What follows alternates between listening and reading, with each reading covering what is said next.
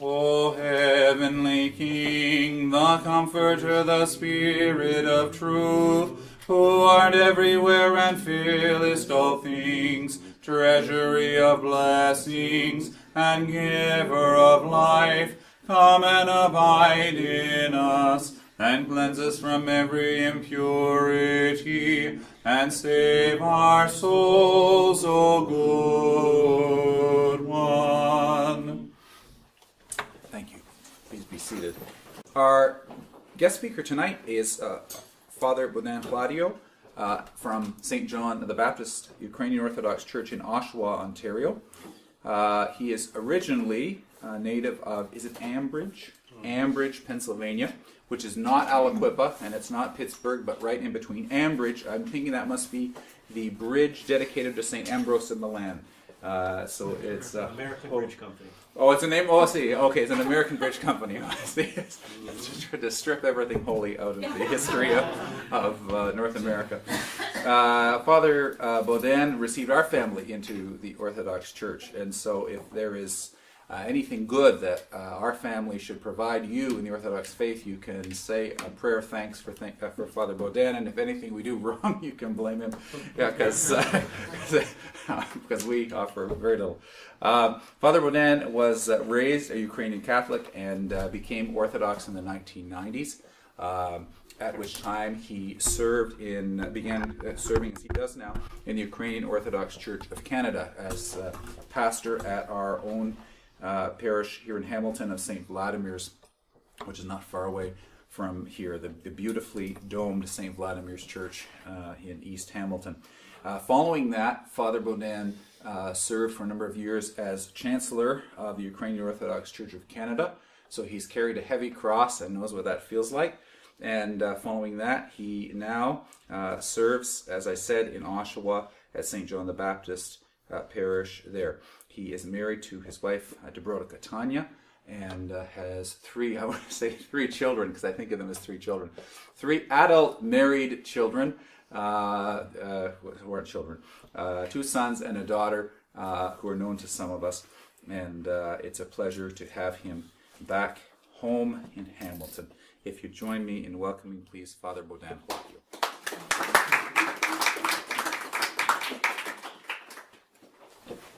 Now, this is the first I hear about talk and question and break and talk and question and break.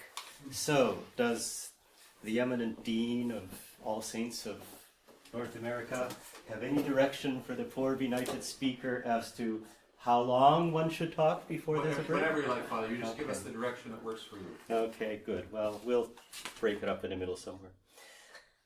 Okay, good. Yes, okay. First of all, thank you for inviting me here. It's a pleasure to be back home in Hamilton. Oh, Zorka's here. Hi, Zorka. Yeah, good to see all of you. Tonight, I don't think that, at least pretty certain I'm not going to say anything that any of you don't already know. So don't expect any gangbusters. A lot of times we need not so much to be instructed, but simply to be reminded. And so probably the vast majority of what I'm going to say tonight is just in the interest of reminding all of us, essentially of what's important, and hopefully just trying to ground us in a sense of, we might call it, Christian common sense. The reality, the title is called Balancing Family Life in a Fast-Paced World. And I really like it when somebody gives me a title. Makes it much easier. And Father Jeffrey, it was at St. Vladimir's feast day on the 28th of July here that you mentioned that you were doing this series and all of that, and would you talk? And so yes, I said I would talk, and so he eventually sent me the title, and I thought, yeah, this is a very good title. So when we begin to think about that, balancing family life in a fast-paced world, we sort of have to set the baseline. Now, the first part of the talk is going to be very interactive, so you're going to do a lot of talking in the first part, because I got a lot of questions for you, okay? And the first question is, take a minute and think. When you think of the reality of life in this world,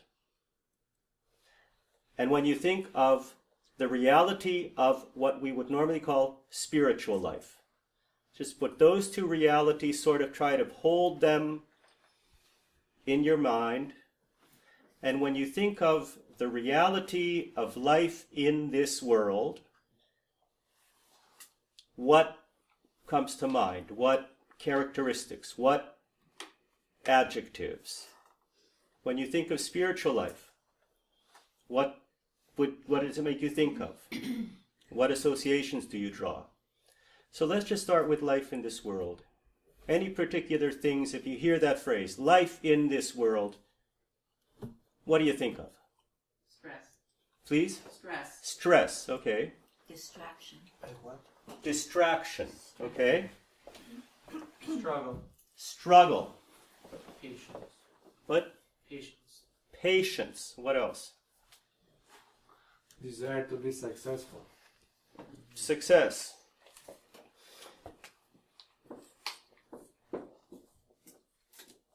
Stress. Success. Lots of S's. Struggle. What else was there? Patience. How about lack of patience? I will put im, because it could go either way. What else? Stress, success, struggle, Greed. greed, Distraction as well. distraction. Yeah, that was.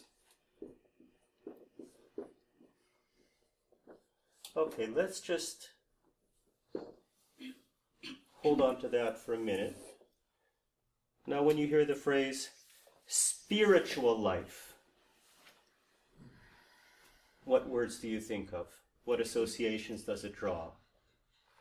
Prayer. What? Prayer. Prayer. Ascetic. Meaning. What? Peace. Peace.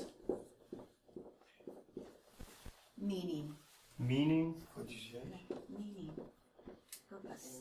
Purpose. Eternal life. Eternal life.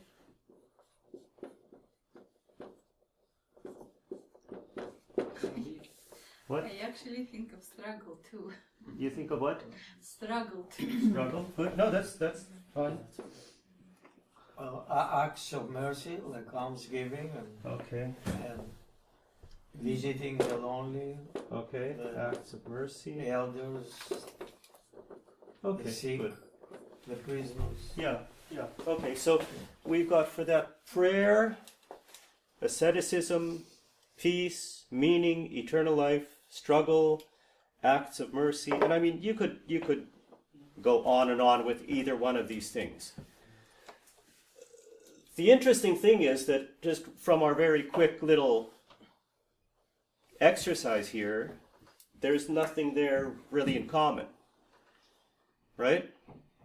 And that tends to be the way we feel about it. That there is a real divide between what is spiritual and what is our everyday, quote unquote, kind of life. So that says something. Okay, that says something. And the point would be just, it says something. So now we have to talk about what it might possibly say. Next question for you guys. What is the goal of our life? Okay, what is the goal of our life? And so we can ask a couple of other questions. A, what is life? B, what is life for? And then we'll get to C in a minute, but I just want to start there. So tell me, what's life? We get to all the philosophical questions. What is life? Even before we get to what is life for, what is life? Anybody know? Anybody got an answer?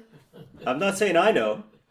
I'm just saying if we're going to talk about life, we ought to have some idea what it is we're talking about.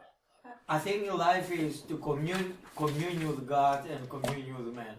Okay, To so be in relationship with God and with man. okay, so life, he would say, is fundamentally a relational reality. Right. Okay, what else? What is life?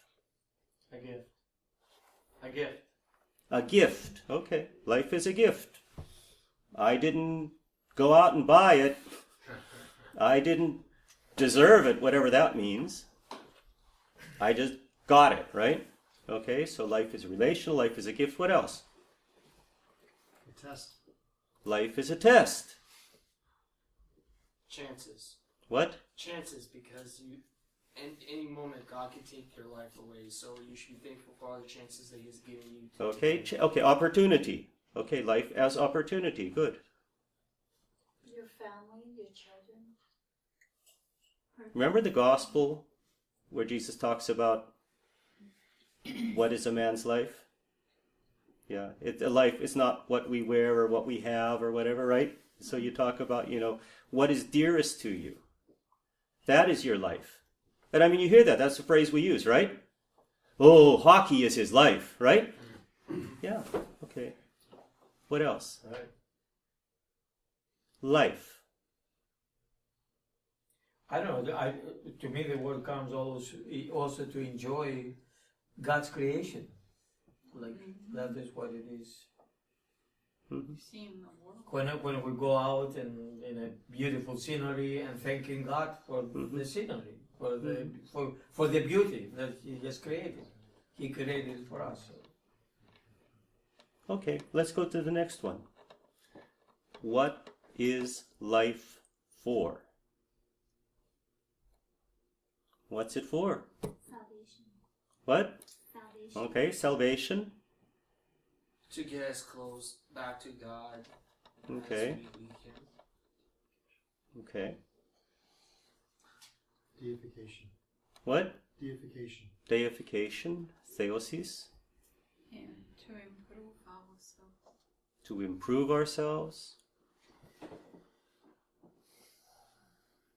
And you know that from time immemorial, different people, just like in our very own day, would give absolutely different, diametrically opposed answers to these questions. There were people who would say, what is life? They say life is an accident. They wouldn't say it's a gift, they'd say it's an accident, right? Okay? They wouldn't say life is something to be enjoyed, but life is something to be endured, right? Okay, you have that. What is life for? They would say it's not for anything. There's no meaning, just sort of happened. Your parents happened to meet each other, and, if my mother didn't come over from Ukraine after the war, I wouldn't be here, and big deal, and it wouldn't make any difference anyway. Right? So these are really fundamental questions. And we can't talk about balancing family life in a fast-paced world unless we really have some idea of what life is, right? So I think most of us here in this room would agree that life is not simply an accident. It's not totally, a chance occurrence. That there is a meaning behind it, that there is some type of overarching, if you want to use a very nice postmodern phrase, a very nice overarching meta-narrative that puts it all into, the proper context, right?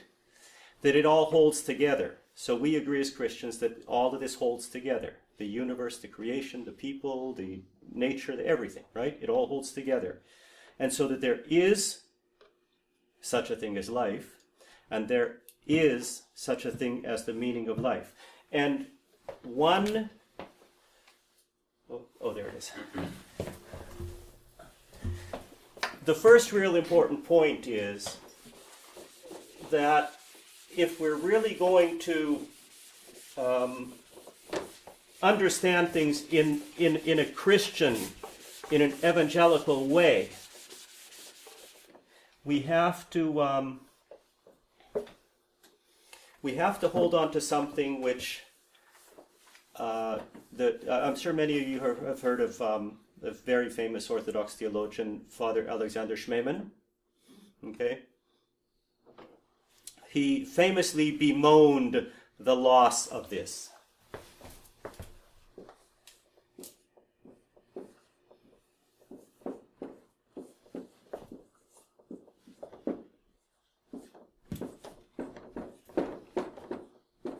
Now, you guys in back probably can't tell too well. I just wrote up here, Eschatological Vision. Anybody know what eschaton or eschatology has to do with? The ending, I guess. The ending, yeah. The last things, okay? Anybody ever hear of eschatology? It's sort of a subdegree of theology, and it's about the end times, right? You read the book of Revelation. It's about eschatology. You read, 22, 23, 24, 25 chapter of St. Matthew's Gospel. It's about eschatology. What's going to happen? When the world ends, when everything's over, when the curtain comes down and the play's over, what happens, right? The eschatology. And so Father Schmemann would bemoan the loss of the eschatological vision. The early Christians, you read St. Paul's epistles, for example. Anybody ever been to a funeral in an Orthodox church? You have a young parish. It's not like, in my parish, all the hands would go up. Who knows offhand what the epistle reading for the Orthodox funeral is? Who can remember? No? Please. Imagine being caught up in the clouds. Yeah, exactly. From the Second to the Thessalonians about the what some of our dear Protestant brothers and sisters interpret as meaning something like what they call the rapture, which is just weird. It's about the end times, about the end of the world, and this is what the Christians were waiting for. They were waiting for Jesus to return. And they lived their life expecting him to return any time. Do you know why our churches face east? Why? What? Where the sun rises with the light comes into the world? Symbolically, but there's an even more... That he'll come... Yeah, that when Christ returns, he's going to come from the east. You ever go to an Orthodox cemetery? People are buried facing the east. So there's the east. So when Jesus comes, I come, whoop, and face to face, right? And this was the expectation in the early church. And in the gospel, again, if you read the gospel, it's everywhere. Where, the parable about the man who, if he knew that the thief was going to come and dig under, get into his house in the middle of the night, he wouldn't sleep, right? The parable of the 10 virgins, right? All of this that we have to always be ready. And again, with due respect to the poor benighted people who are into all this Bible prophecy and all this kind of stuff, and Jesus says, and nobody knows when it's going to happen. Nobody knows. So by the way, if somebody, a televangelist on TV tells you he knows when Jesus is coming back, you just tell them on the basis of that very same gospel that you purport to believe in, Jesus says nobody knows. You're supposed to be ready all the time. And so this is that eschatological vision. If if Jesus returns tonight, we should be happy. I had a really nice talk with the kids at camp this past summer. We have a Ukrainian Orthodox camp down in Pennsylvania, and I go every year. And we were talking about this, and I said, you got these 15, 16, 17-year-olds there. I say, okay, don't think about it. This evening at 6 o'clock, we're getting ready to go into the dining hall, and the sky rolls up, and the trumpet sounds, and all the angels come, and here comes Jesus on the clouds. What thoughts are going through your head? And the one girl was like, I haven't lived yet.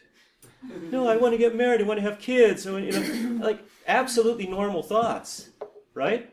But that just, again, spiritual life, life in this world, right? We get so caught up in life in this world, like, no, but I got my recital tomorrow. No, Jesus, wait, Okay? I got to do my grade 10, whatever it is. Okay? So this is a really important thing, the eschatological vision.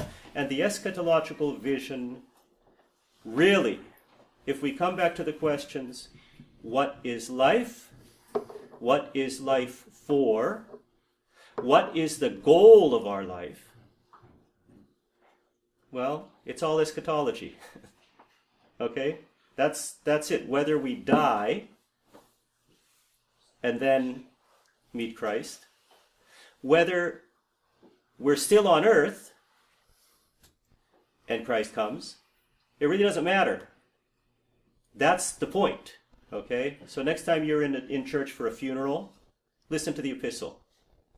And that's the point. Okay? So the eschatological vision. That's when we talk about the goal of our life, when we talk about the meaning of life, when we talk about what life is for.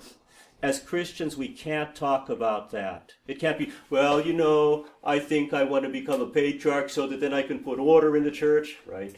And, you know, no. It's about Jesus. And Jesus was here, and Jesus taught us, and Jesus is coming back again, so keep your nose clean, right? Okay? So this is really important. It's gigantically important, and we have to remember that. And it's not something scary. It's not something scary, okay? We were doing a book study last year out in Whitby, and for some reason, you know, these things happen for a reason. For some reason, stuff kept coming out about the book of Revelation. So we were talking about what we're going to do next year. So we thought, well, you know what? Let's just do book of Revelation, right? And one of the people there said, oh, you know, that book really scares me. Okay? Well, you know what? It shouldn't. Because the idea is, you know, we mentioned about life. He remember what he said? What's life? It's relational, right? So if that relationship with Jesus Christ is real and true, here, now, in our lives on this earth, then there certainly is nothing to be afraid of. Okay? Yeah, it's terrible what happens. But, you know, one of the people here were just telling me today about this, I think, 29-year-old woman and her baby were assaulted by a 12 and a 14-year-old in Toronto, right? Well, that's terrible, too.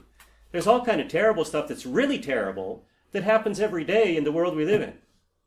So, how do you assimilate that into your consciousness without this, without Christ, without, you know, some type of understanding of the triumph of good over evil?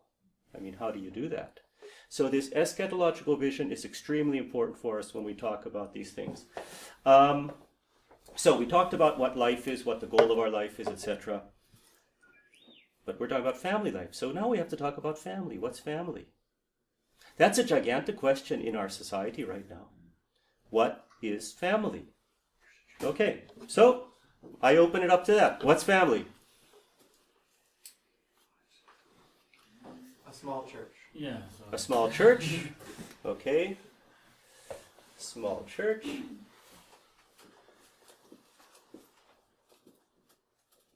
What else? Happiness. Happiness.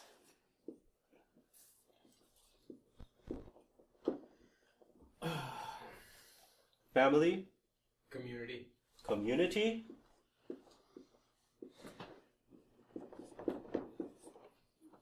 Communion. Communion. And as we all know, you could have community without communion.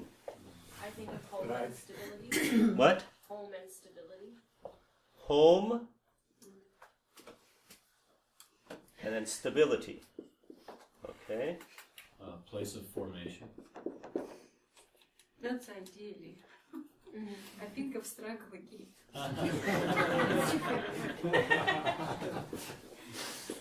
What did you say? I think of struggle again. Struggle? Yeah? No, absolutely. And we'll get to that, don't worry. Support. Stability, okay, support.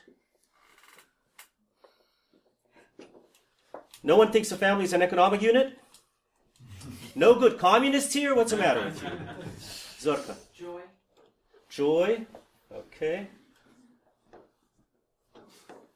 Holy piece of heaven. Heaven. Union? Union. Okay. Love. I was thinking of the image of the Trinity. Oh, nice. In, Okay. I should put image there because that's very important. Okay. Love. What? Love. Love.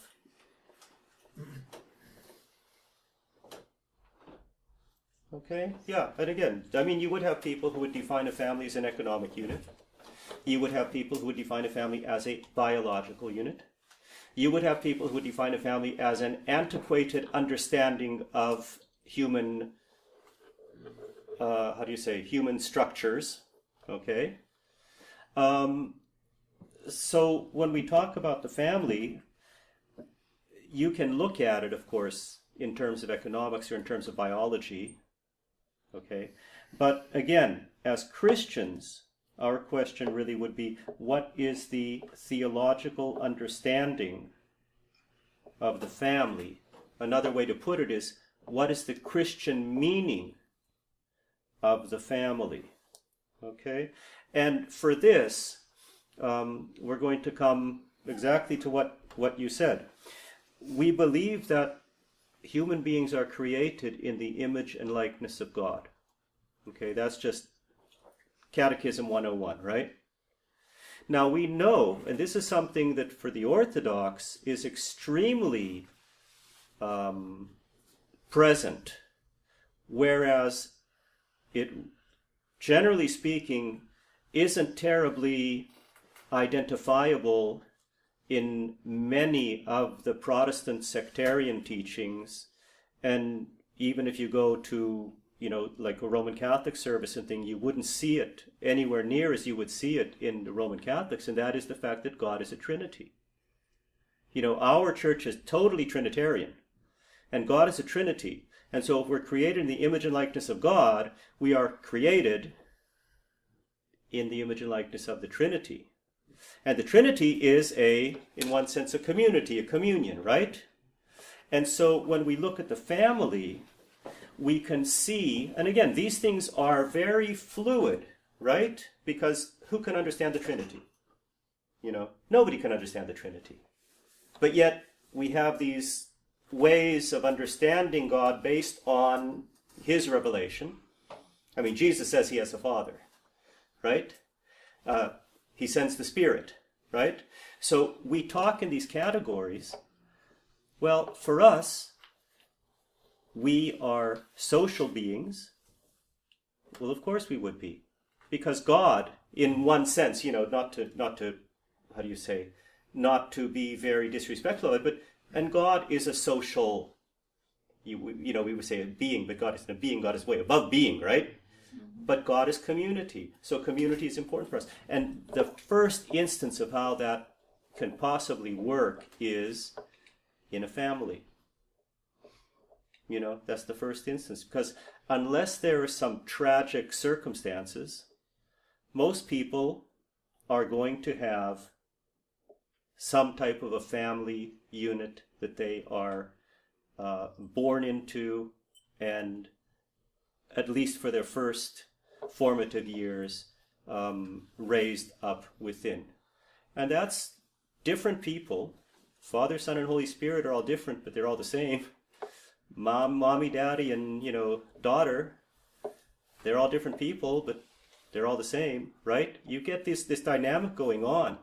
And potentially, it's a very, very beautiful understanding of how this thing we call the family should work in its, if you want to say, in its most positive manifestation. So we can look at the family as an image of the Holy Trinity, just as we look at man as an image of God. Okay? So, we've been through this first little thing where I've put you through the ropes and asked you questions about this, that, and the other. the reality, life in this world, the spiritual life. What is the goal of our life? What is life? What is it for? The eschatological vision, which is what I really want you to remember. And then the family. What is the family? What's our theological understanding of the family? Everybody in the family, they are different, but they're the same. They're united with what? Well, they're united, ideally, by the same thing that unites the Holy Trinity. And what unites the Holy Trinity? Love. What is God? Yeah. Okay? And so this is sort of the context we're talking in. Okay? This is our context. Okay? I'm not going to take the break now. I'm going to do one more point before we take the break. But before I do that next point, just any questions right now about what we've just gone through? Because that's sort of the groundwork for where we're going to go from here. So is this all sort of clear? Yeah? Okay. So that's, remember, eschatological vision. Now, we're going to come into the nitty-gritty of it. Okay? So, this is the phenomenon of overscheduling. Anybody know what overscheduling is? Tell me, what's overscheduling? Sometimes I overbook myself. For overschedule. Yeah, like just too many things to do all at once. Synonymous for multitasking. Yeah. Burning a candle at both ends. Yeah, okay. Did any of you have, let's put it this way, have the opportunity to live close enough to grandparents or aunts or uncles perhaps, where you could just sort of pop in anytime? How many of you had that? I grew up in a little town, it was a mile to that end of town and a mile to that end of town and half a mile to where my grandparents lived and 3/4 of a mile to where my father's, side of the family lived. And so, you walk over to Baba's place and you say, "Hi, Baba." And she says, "Are you hungry?" And you say, "Sure." And she says, "Okay, go talk to your grandfather." And an hour later, she has food on the table for you from scratch, right? Okay?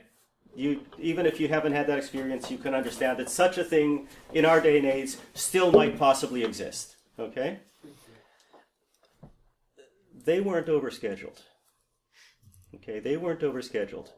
And when you think of those times, and if you think of the way we live, and I'm the same way, the way we live sometimes, and you want to say, okay, those are really good memories. That was really nice. That was really good.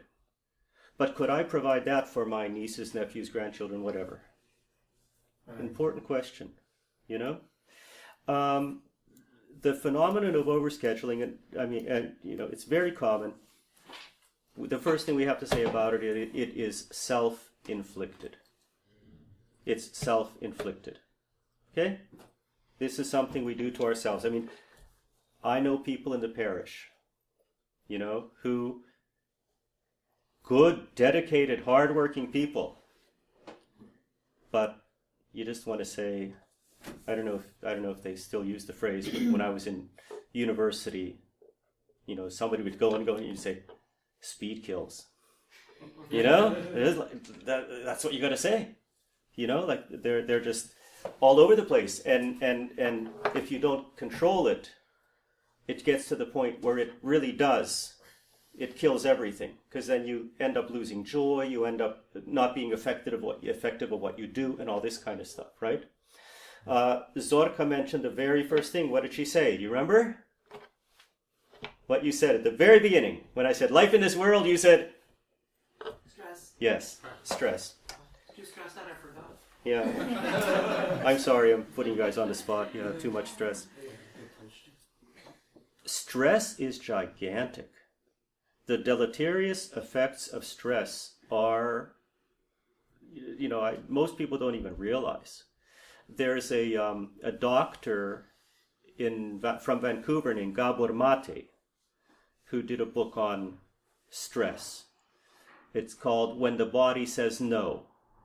And he goes through a whole bunch of different physical conditions, stuff like cancer and fibromyalgia and all kinds of stuff, and he links them all to stress. Not to say that there's a one-to-one, that stress causes this, but that it has a tendency to exacerbate what might be there already. Okay? So stress, both physically and mentally, is, and again, here's the proviso. There's a level of stress which is normal. It's normal. Okay? There has to be some degree of stress. When you want to run a marathon, you stress your body, so you build up little by little greater and greater endurance so that you can run 26 miles. Okay? And that kind of stress is constructive, unless you become a marathon freak. But it's constructive. Okay? You can do that. And the same thing when you are going to school. Okay? You have to do your tests. So if you have, a full course load and you have 5 courses, which any reasonable person should be able to do if they don't have any, big problems, and you have your tests at certain intervals and papers at certain intervals, you're stressed by it, but it's not overpowering stress that's, really crushing you, right? When we're talking about this type of stress, the very destructive, deleterious kind of stress, this is stress that is usually unnecessary. Okay, if it's self-inflicted, it's usually unnecessary. And it is over and above anything that's going to help you. Because, the old saying where what doesn't kill you makes you stronger? We're talking about the kind of stress that kills you, not the kind of stress that makes you stronger, okay? So that stress is very bad, and it plays out in many different ways. Plays out with your physical health, which will, of course, affect those around you. I was just sick this past week. I don't get sick often. Last time I was sick like this was in Hamilton in 1998 when I had to go bless houses. Anyway, my wife, she likes to come home and make me chicken bouillon or whatever it is. No, it's fasting. It was vegetable bouillon, chicken flavor. And, it affects the people around you if it's physical. If it's psychological, you've ever been around somebody who's like down in the dumps all the time? I get, if it's emotional, right? It's difficult, okay? So this affects not just us, all those around us. The time management, the phenomenon of overscheduling. You mentioned before that you sometimes schedule too much into the day, okay?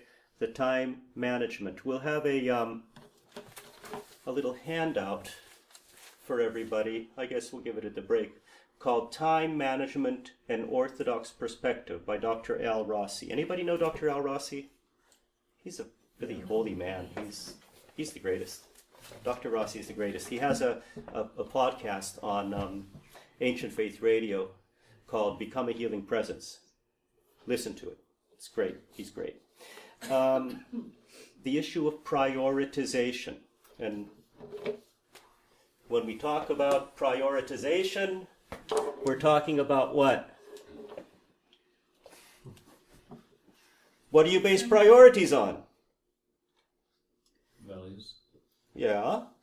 So, where are we going? What's it all for? That's why I started where I started.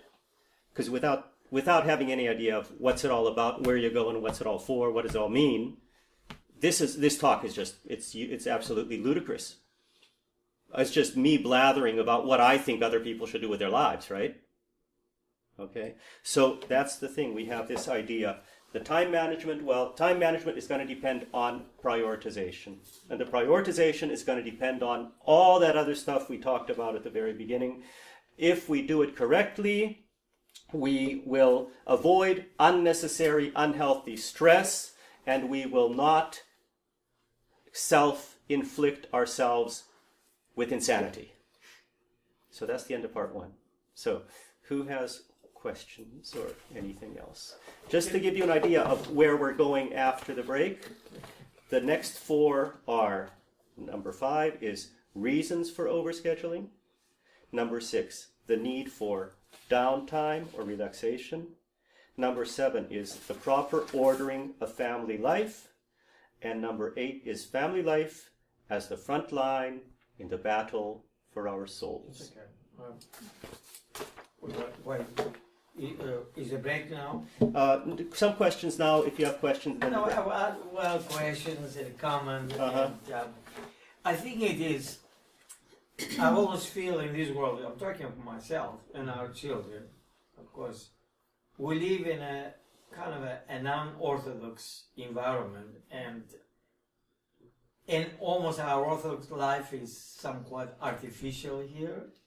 Like we're talking about stress, and I remember I was born in Greece when I came on 16, but I remember how my mother would work very hard, but then around 5 o'clock, the church tower bell rang, it's time to stop work.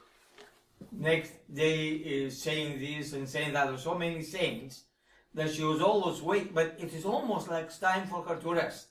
Sunday she did not work, didn't do anything. Then it was St. George's days, but the calendar kind of helped her to give order and help her really not to stress out. And even I remember right now I'm stressed out. I have 10 grandchildren. I don't know their birthday. Okay. But if we're really truly Orthodox, we don't have to worry about that, because the Orthodox calendar said the patron day is the one we celebrate. And when I was young, it was St. George's Day. The Georges celebrate. We go from one George to another. It didn't take us time to write it down. So the whole kind of structure help us not to stress out. Here we have to remember birthdays and anniversary days and you know, but we forget the feast days, which is already the church is so easy. Tell me when is St. John? Well, St. John is January the 7th. Everybody says so. Wherever we have Johns, we would remember it. Mm-hmm. So I kind of feel that the Orthodox calendar, the Orthodox lifestyle, mm-hmm. it kind of gave order. Mm-hmm. And help people to relax. And here we're just really confused. Yeah, it's a very difficult to. We'll get exactly to this. That's what I want. We'll get exactly to that. Yeah, yeah. And you know what's neat about that though? Here, just one little thing, because we'll talk about that in the second half. Right. Okay. Yeah. Okay. Okay. But what's neat is if you do with your kids, for example, celebrate the names day. Okay, birthday, but you celebrate the names day. Well, their friends or their aunts or uncles or whoever, they're going to celebrate the birthday, right? But this is something extra, and they tend to think it's really cool because they have something their friends don't have. Mm-hmm. You just have a birthday. I have birthday happy names, right? Mm-hmm. So yeah, you're absolutely right, and yeah. Anyway, any other questions before we break, or comments or anything? I have this article, so I'm just going to leave copies up here. Everybody can please take one. I'll be referring to it in the second part of the talk. Okay?